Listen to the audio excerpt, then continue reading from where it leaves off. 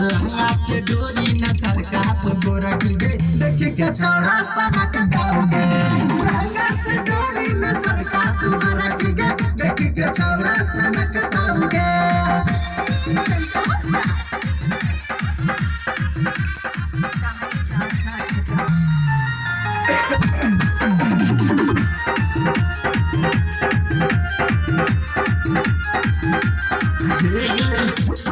जवानी तो हर 16 के उम्र गे डीजे के बेस पर छोड़िया न तू नाच गे गए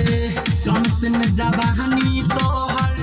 कात छौ उम्र गे डीजे के बेस पर छोड़ी हिला ले कमर गे दीवाना चल चल कहोगे गे